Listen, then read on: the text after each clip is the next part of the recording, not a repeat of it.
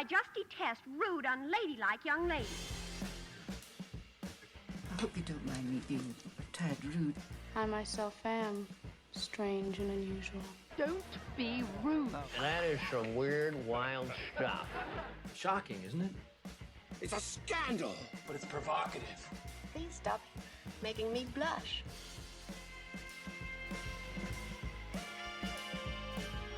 Hello and welcome to Society Chats, Laura. You've done like the last three, so I'm jumping in. And do it. I love it doing when I it. don't have to, do the thing. Talk on the podcast you host. Just do the introduction to the podcast. It's a lot of stress, weirdly, even though we've been doing this for 5 years? Yeah, and if you haven't been here for the past 5 years, you will now need to know that this is Impolite Society, specifically our little mini relaxed episodes where we don't do any real research. We talk about the media we're consuming and little random facts we've learned in the weeks. This is that part of an episode where the podcasters ask, well, how was your week? But instead of making you listen to that before getting to all the fun taboo research, we just stick it to the side. So if you want it, here it is. If you don't, go listen to one of our real episodes because they're pretty fun. I'd like to think so. What are you up to? What am I up to? I've lived like a human this last week because What is that like? I've consumed so many mediums. Ooh. I've watched a film. I went to the cinema. Oh, and what did you see? I consumed a feature film. It was The Woman in the Yard, which was not anything I had heard about until we were looking for a movie to see. Never even heard of it.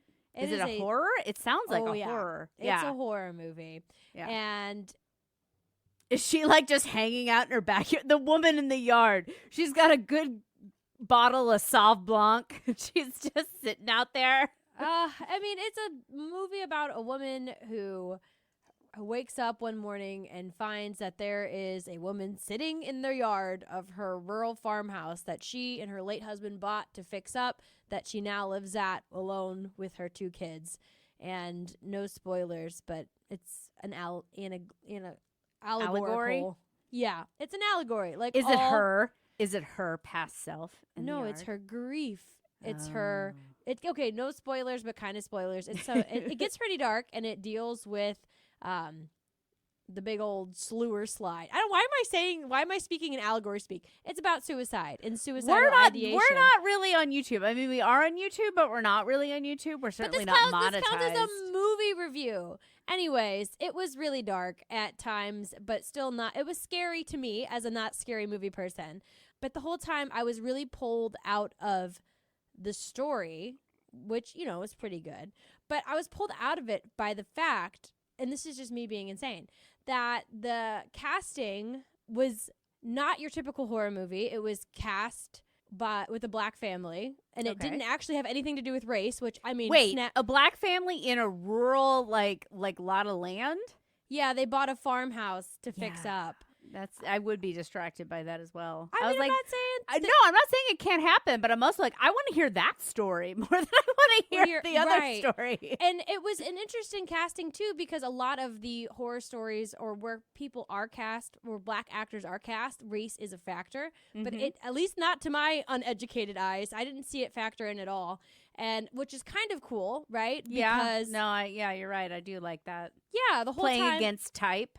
Well, and it's just that, it shouldn't matter what color skin you have. But at the same time, it does matter because the whole time I watched it, I was like, this is some white people shit. If I'm being so honest. And not just buying the fixer-upper farmhouse, but the whole feeling so sorry for herself. I'm like, I know this is going to sound reductive on some level, but I feel like the strongest among us are black women. And so it's just something about how she's sliding. And I'm not saying that depression picks and chooses or is exclusionary. Yeah. But I'm just this isn't matching up to my lived experience. And then at the very end, when she is debating, she's actually fighting, killing herself, she is using a gun, a shotgun. And I'm like, well, this is just reeks of white man. You Yeah. know, when women do commit, it's typically not guns, right? No. So then Non-violent. There's pills or. well, and I also, stop me if I'm wrong, internet or whoever listens to this, but I also feel like suicide, big taboo across America. I feel like it's even more of a taboo within black communities correct. because once the big twist was revealed and that we learned she was debating or fighting, the woman was her inner desire to kill herself, like a whole black family got up and left.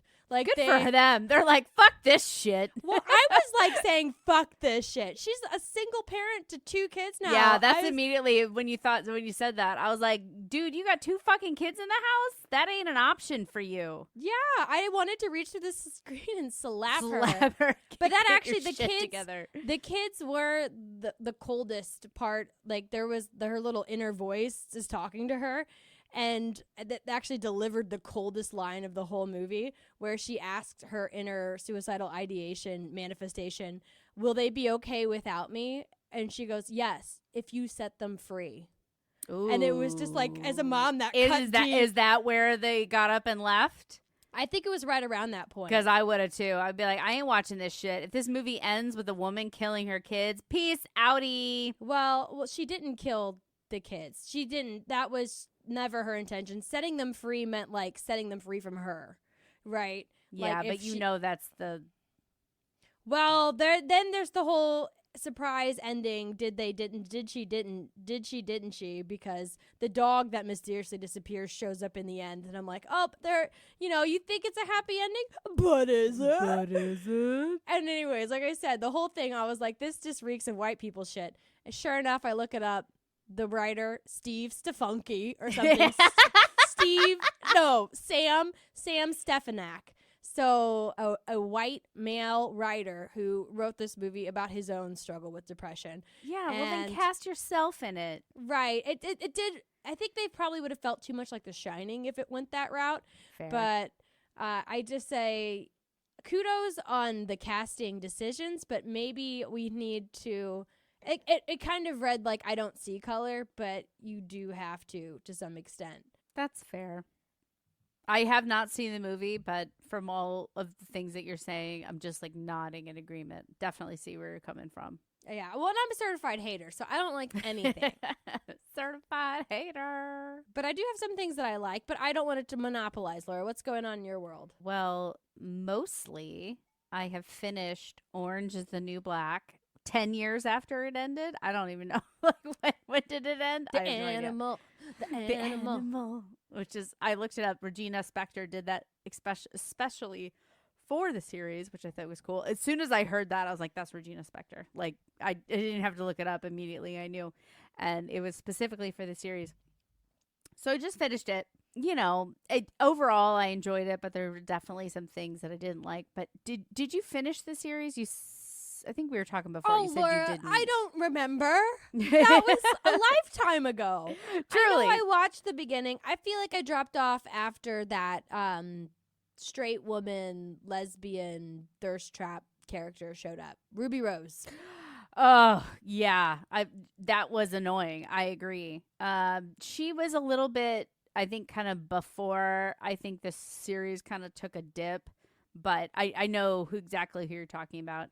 So I finished the last season, and I have a lot of thoughts. But mostly what I want to talk about is just compassion fatigue about the end is Orange is the New Black. So I will be totally honest, vulnerable, like about who I am and where I live. You know what I mean? We are getting serious. We started with racial issues, and Truly. now we're getting to. No, like I have never thought that much about the prison system because I have never been to prison, nor has anybody I know, at least not closely, right? So this has never been something that I had ever really thought about before.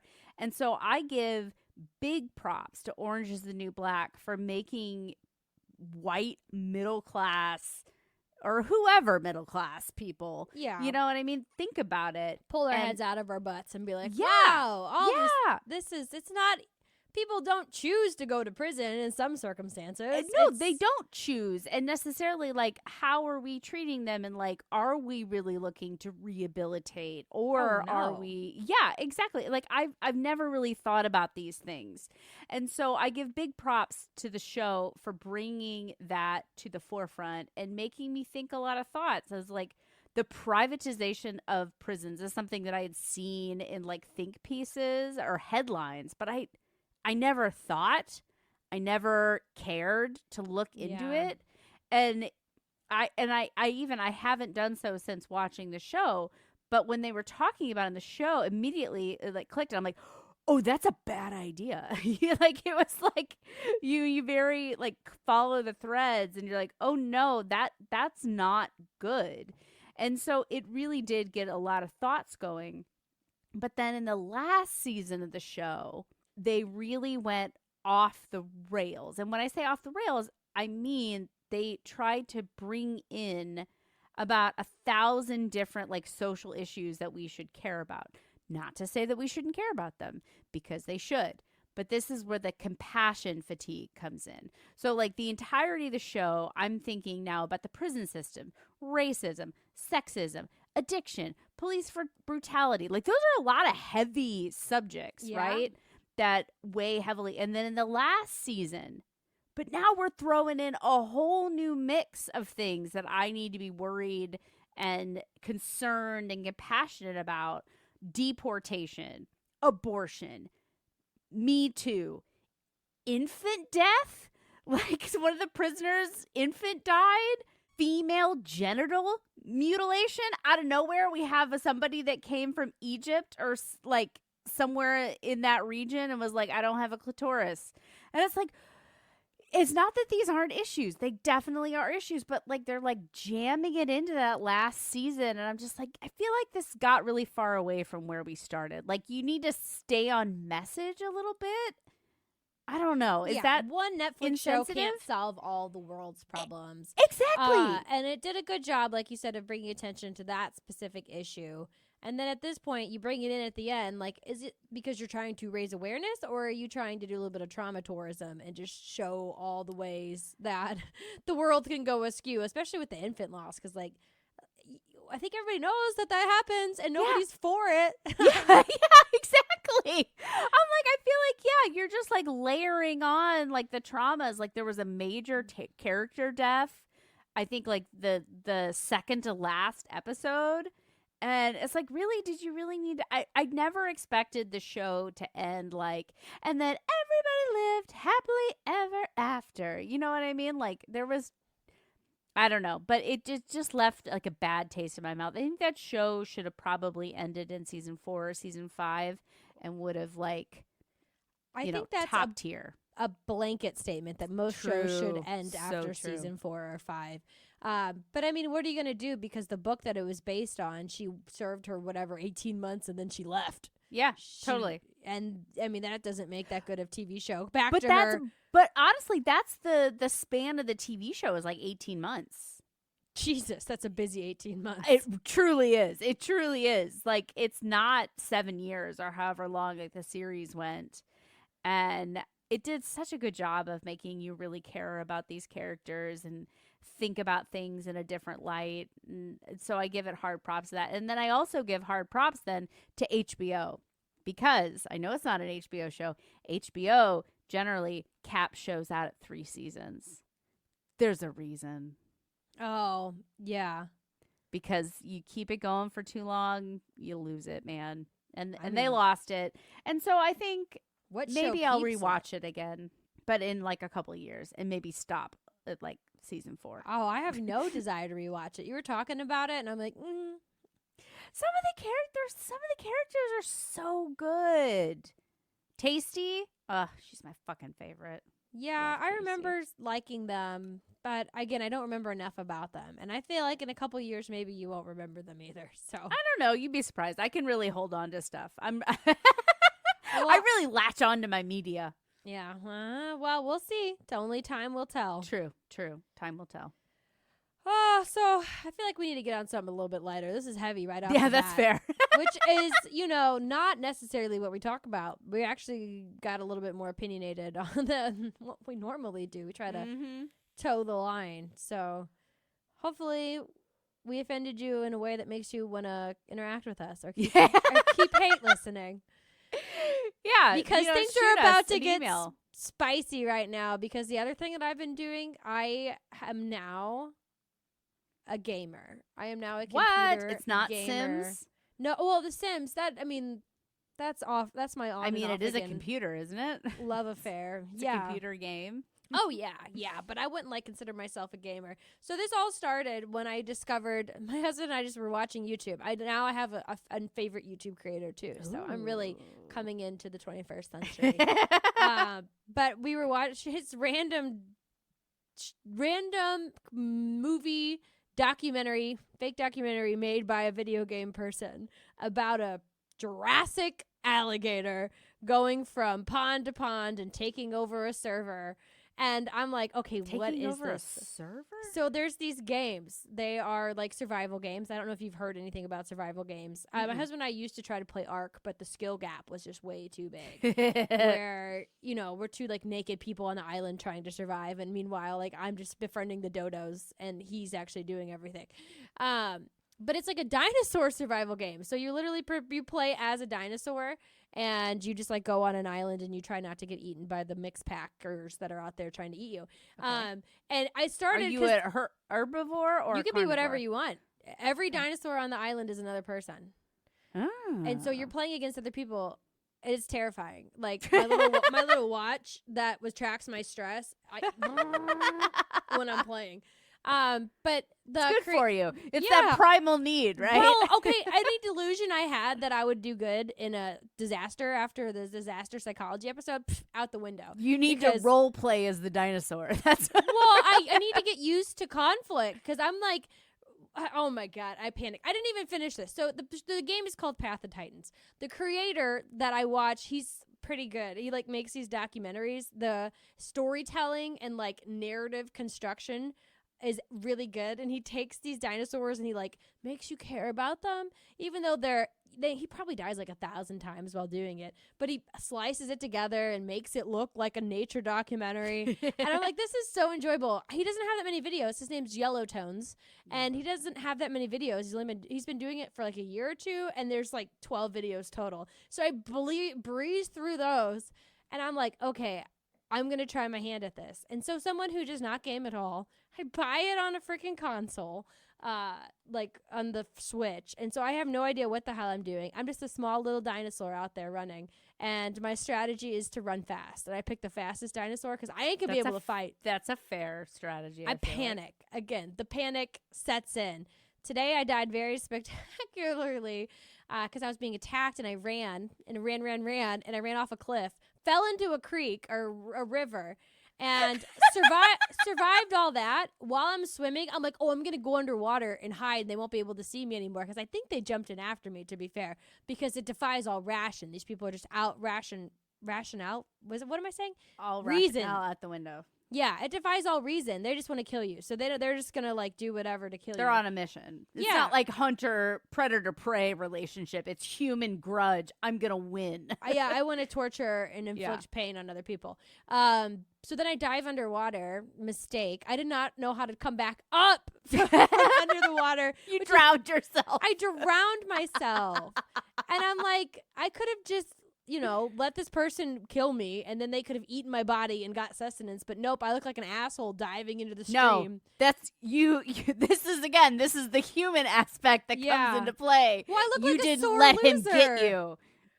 But You I'm didn't like, let him get you. yeah, I know. Well, I didn't mean to die, but I did. He doesn't know that. Yeah, my body's just down there at the bottom of a river somewhere. And you're like, In good the luck, deeps. fucker. Also, why is it so hard to get out from under the water? Yeah, it seems like up would be the obvious way to get up. Maybe I got turned around and was swimming down. I don't know. It looked like I was in the abyss. That's all I got. But anyways, that's my new thing. That's what I did today. I played a lot of that game. That sounds really fun. After we had this flub about what time we were Yeah. going to record. I had to miss- That was all my fault. My phone wasn't working. And so I wasn't that bothered because I was deep cleaning our master bedroom, our bedroom. Oh, you got to do that every once in a while. Oh my God. I don't even know how long it's been, Rachel. There was so much dust and just disgusting. I pulled all the furniture out from the wall, dusted the walls. You know what I mean? Like when it gets Yeah. like that, it did like the, the tool for the vacuum along the baseboards and like all that shit. I'm like, there is no fucking allergens in this room. We were going to sleep so good. Right. Which I did. I pulled up our air purifier, and that helped us a lot sleeping wise. We were talking about that, about getting an air purifier. They cost a lot of money, and we're on this whole no buy thing. Yeah. So. You can get little ones for rooms, but we got like a big one because we have all the fucking animals. So Yeah, that's that's fair. why we did it. And I wish I had more, but I did I a little bit of cleaning also- today as well, just to kind of a whole house reset. In between the dying dinosaurs. Well, I make myself do all my chores first, so everything I need to That's do because smart. the kids were over at my in-laws today. So Good for you. my husband was nice enough to arrange that. So I cleaned like a mad lady for a couple hours. Did the things I needed to get done, my run, grocery shopping, had a good lunch, and then just like played dinosaurs for 5 hours. There you go. Living your Yeah. best life. It was a Living your pretty best good day. life. Made myself some Wagyu ground beef burgers Ooh, from Aldi. I fancy. know. I'm going to regret it in the morning because that was greasy. But it was a nice little treat yourself day. I also made, because I was like going through the kids' socks, the drawers. I was putting away laundry. And I'm like, why do I have so many fucking socks? Yeah. So I took out Gotta all the throw kids' 'em socks away. and like cold out the socks that I don't want, put them in the mop it swap pile. And then I was like, I still have too many fucking socks, but like I just need them to like scotch. And I asked Austin, I was like, do you have any of the more of those drawer dividers, like the plastic, the thingies? He's like, no, I don't have any more. He said, I can order some. I'm like, but no buy. We're on this no buy thing, son. Like, I don't need every tiny inconvenience that you have does not require an Amazon purchase, which is very much so his mindset. Yeah. And I was like, no. And so I made my own drawer dividers with diaper box. Yeah. Very good cardboard. Yeah. And some I was duct going to tape. say, do you want to know what's holding my kids' clothes separated? Boxes, cardboard, and painter's tape. Exactly. Exactly. And that's as God intended, Rachel. Right. I was like, oh, you don't need to buy it. No. Use the box your other purchase came in. Yeah. You don't need to buy shit. Like that's I'm trying to get him in this mentality. Austin's very much so a gadget guy. He likes to buy things for you need every that. little need. Mhm. And that's not really my style, but so we're finally on the same page of like, no, we don't need to do this anymore. Yeah. And he was like giving me all these like, well, you should probably do it like about two separate pieces of cardboard and then merge them together so they can slide. And I was like, no, son, I'm just Yeah. going to get a piece of cardboard and then wrap it in some duct tape. It's fine. Yeah, you know And what? it worked great. Yeah, I just put the cardboard in and then tape the paper or use the paper to like hold it Yeah. upright, and then the Yeah. clothes mostly keep it in place. Exactly. Yeah, Exactly. Doesn't need to be perfect. I feel like his dad was an engineer, and I feel like that like seeped in hard. You know what I mean? Like optimization and like Oh, like not everything has to be optimized. When you're in a plane, 30,000 feet, yeah, things need to be optimized. But in this drawer right now, some cardboard will do just fine. well, I would say that's optimized, right? You don't have to over-engineer. You Over just- engineer. There you go. Yeah, you just gotta whatever works. Yeah. Precisely. Put some duct tape over that hole in the plane. It's fine. It's fine. I've been doing a little bit of gaming as well. Oh, It's what a different game? kind of game. A phone game. It's called Paired. It's an Never heard app of it. Oh, a that phone It's- game. It's not a game. It's an app that my therapist recommended to me about like couples and stuff. Oh, So yeah, Sorry, you that's- you pair with your significant other and then you like answer questions together, and I don't know. Oh. I'm looking for a little bit more connection in my life. It's hard, with the kids.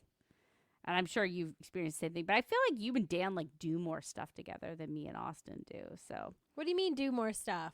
I Well, don't we know. spent the whole day out for my birthday. That's when we saw the movie. And that then we sounds did great. we did putt-putt. Aw, fun. And I didn't let Dan eat dinner because I'm a psycho. It was like a food court, that food court place downtown. Oh, and I'm like yeah. the Foundry, and I'm like, I don't want to eat at a food court for my birthday. It's my birthday. I but don't want to. Foundry is so fun. You can get a little bit from here, a little bit from there. That's like my nightmare. I don't want to stand in line and have to look for a place to sit. Like that's just no. Is this high Fair. school? No.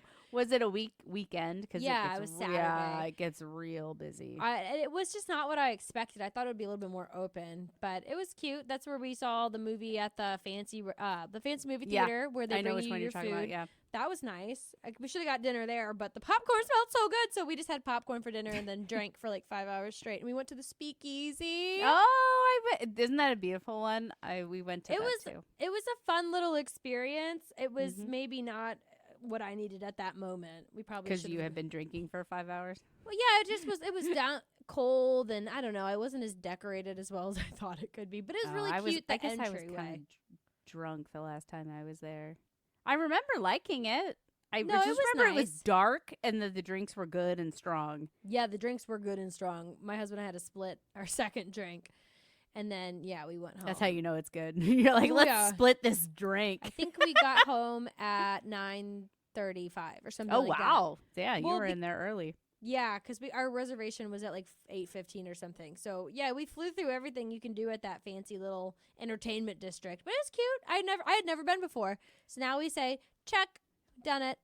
Did you go to the Museum of Illusions? No, because I didn't want to spend more money. Yeah, it is kind of expensive to get in, but it's pretty fun. I didn't do it there, but I did a Museum of Illusions in Arizona with Charlotte, and it was kind of fun. Yeah, I bet that's something that's more fun with your kid than your husband. Yeah, but I mean, if you're really into taking selfies, I could see how you could really Right. like it. It looks like the things at not the Magic House, the Science Center used to have. Yeah, And then yeah. they just got rid of. Yeah, but there's like a whole like room after room of them. Yeah. And then which you can take pictures of. Right. And you didn't have cell phones back then, so Exactly. What are you gonna do? So I don't know. Maybe I'll take the kids back there someday. I wanted to do the VR stuff too, but my mom got a VR headset for her birthday, and it depends on what. Your mom got a VR set for her birthday? Yeah, I don't remember the thinking behind it, but some of the games are really fun. Like there's They one where are. it's augmented reality. That's good, but the ones where you're like moving around in a video game, like I think it was like Batman Begins or something, nauseous instantly. They're very disorienting. Yeah, because you're shooting forward and your body's staying still, and I get nauseous. And I'm like, got the sweats. But I think the VR in like the big room would be different because Yeah. your body's moving with you. Yeah. The only thing is like, I don't just want to shoot stuff, you know? Like could Why we do? not? st- Are could you we do not an something American, else? Rachel?